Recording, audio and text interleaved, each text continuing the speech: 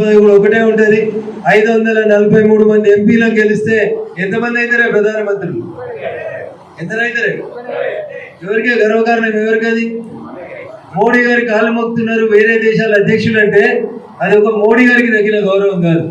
మోడీ గారి పార్టీలో సభ్యులైన మనందరికీ కూడా భారతీయులుగా గర్వపడాల్సినటువంటి అవసరం లేదా? మీరు గర్వపడతలేరా? అప్పుడు మోడీ గారి భాషలో చెప్పాలంటే నా ఛాతీ 56 ఇంచులు ఉంటుంది శత్రువులని ఢీకొనేటప్పుడు అని చెప్తారు. 74 ఏళ్ళ మోడీ గారి ఛాతీ 56 ఇంచులు ఉబ్బితే అంతే పోటీ రోజులు వలిగిపోయే వయసులో ఉన్నారు మీరంతా. గట్టిగా గడ్డపారలు ఎక్కువ మండలాధ్యక్షుడు వచ్చిండు, మీరు ఎట్లుండాలి? అప్పుడు వయసు అయిపోయిన వాళ్ళు, పూర్తిగా మన మతానికి విరుద్ధంగా పనిచేసే వాళ్ళు, పూర్తిగా అన్యాయం చేసే వాళ్ళు టీఆర్ఎస్లో ఉన్నారు ఈ మండలంలో. రాష్ట్రమంతా నైజాం సర్కార్ అని చెప్తే గజ్వేల్ నియోజకవర్గంలో ములుగు మండలంలో నైజాం సర్కార్ నడుస్తుంది.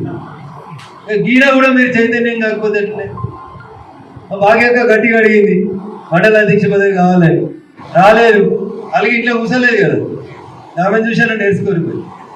ఆడబిడ్డకున్న తెగువ మంచితనం ఓపికను చూసానని నేర్చుకోవాలి. నాకు ఇద్దరే పార్టీ మంచిది, నాకు ఏ పద్ధతి తిని అమ్మ కాడి కింద పెట్టిపోదు. ఏ పద్ధతి? ఇక ఈయనకు వచ్చింది, రేపు ఆయనకు వస్తుంది, ఎల్లుండి ఇంకొక ఆయనకు వస్తుంది అవకాశం అనుకోవాలి. అవునా? భూమి గుండ్రంగా ఉంటుంది, ఒక్కొక్కసారి ఒకరికి అవకాశం ఇస్తుంది. ఇలా మనం సాయంత్రం 4 గంటలకు ఉన్నాం, ఇప్పుడు అమెరికాలో తెల్లవారుజామున 4 గంటలు అవుతుంది. మనం వెళ్తురు ఉన్నాం, వాడు చీకట్లు ఉన్నాడు. ఇంకో 3 గంటలు అయితే వాడు వెళ్తుర్లోకి వస్తాడు, మనం చీకట్లోకి పోతాం. అంతేనా? ఇది కూడా అర్థమైతే లేదా మీకు? అయితే లేదు. మరి మనలో మనం కలిసి ఉందామా, మనల్ని మనం కుక్కలు చెప్పి ఇస్తారా కొట్లాడుకుందామా అనేది ఆలోచించాం. ఏం చేద్దాం? ఒడిశా మన పక్కన ఉంటుంది. ఒడిశా ఈ దేశంలో రాష్ట్రాలను పాలించేటువంటి ముఖ్యమంత్రులలో ఒక మంచి ముఖ్యమంత్రి అని పేరున్న ముఖ్యమంత్రి నవీన్ పట్నాయక్ అని ఒక ముఖ్యమంత్రి ఉండే. అవినీతికి దూరం, ఏ కాంట్రవర్సీలకు ఓడు, ఆయన పనేందో ఆయన చేసుకుని అమాయకంగా మంచిగా పోతుంటాడు మా భూమన్న లెక్క. కనుక ఒడిశాలో కూడా భారతీయ జనతా పార్టీ కార్యకర్తలు పట్టుబట్టి నవీన్ పట్నాయక్ లాంటి కూడా గద్దె దించి ఎవరు గెలవాలని కొట్లాడారు? కమలం గుర్తు గెలవాలని కొట్లాడారు. నేను ముఖ్యమంత్రి నువ్వు ముఖ్యమంత్రి అని కొట్లాడలేదు. కొట్లాడిరా? ఎవరు గెలవాలని కొట్లాడారు?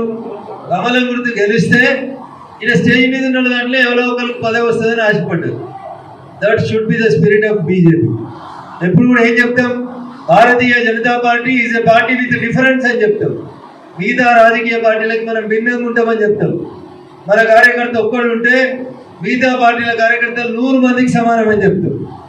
ఏమైందా మరి మీకు అందరు? ఎందుకు మెత్తగా అయింది? ఎందుకు ఉండడా? లేకుండే కదా, మోటార్ సైకిల్ కూడా సరిగ్గా లేకుండే కదా సీనియర్కి. మరి ఆయన పార్టీ అవకాశం ఇవ్వలేదా? ఆ రోజు ఎవరైనా రాసిరా?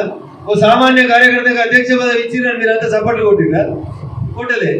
కానీ ఇయ్యాల మండల అధ్యక్ష పదవి ఇవ్వగానే వెనకకెళ్ళి కుసకుసలు మొదలైతాయి.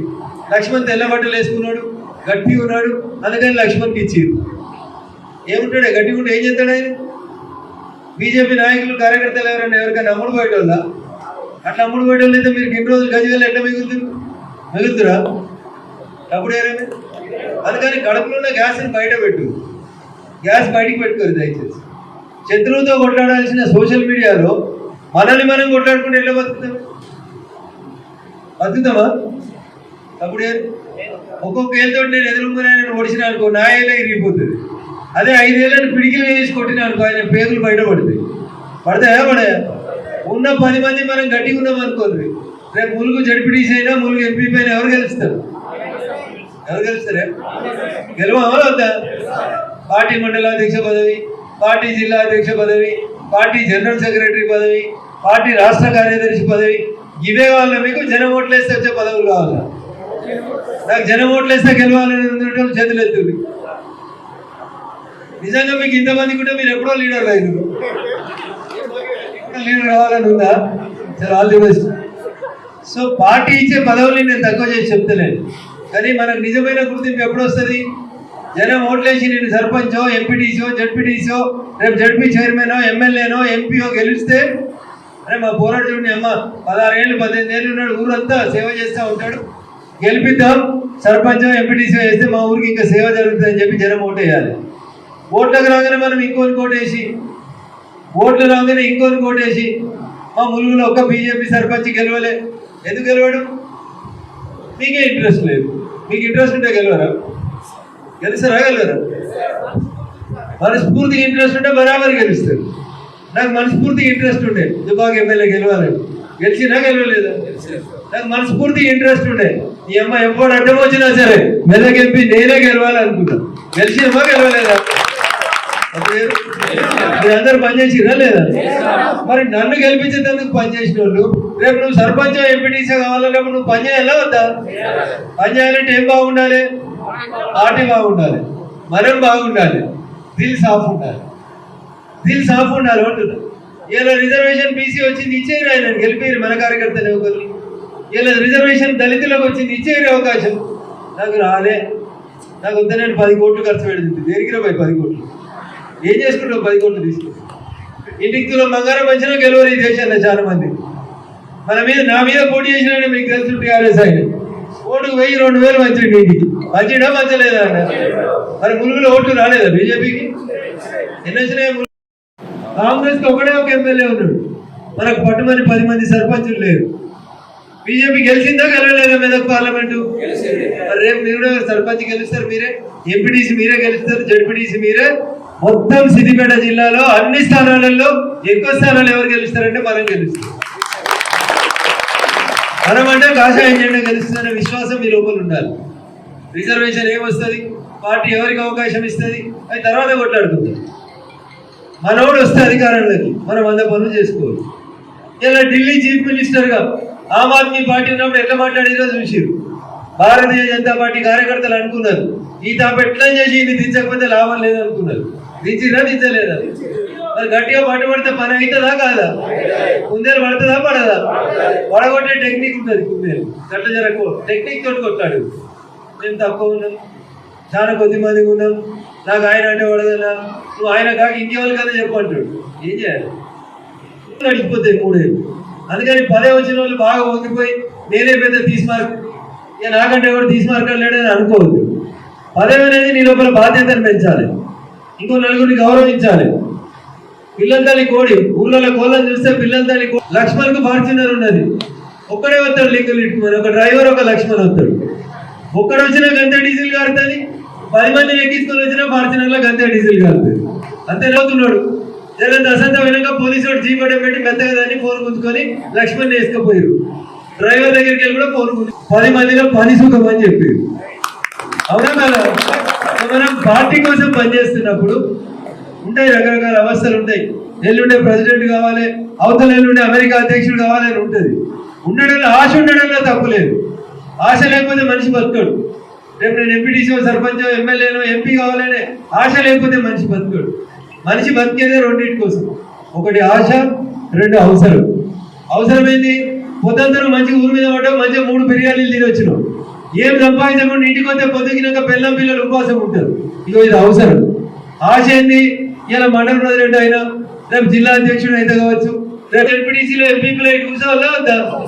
ఇది నా కోరిక. మరి మీ మనసులో ఉందో నాకు తెలియదు. ముందుగానే కుప్పలు వేసుకుంటారా, ముందేళ్ళు వడ్డాక కుప్పలు వేసుకుంటారా, మీరు నిర్ణయించుకోవాలి. కుప్పలు ఎప్పుడు వేయాలి? ఎప్పుడు వేయాలి?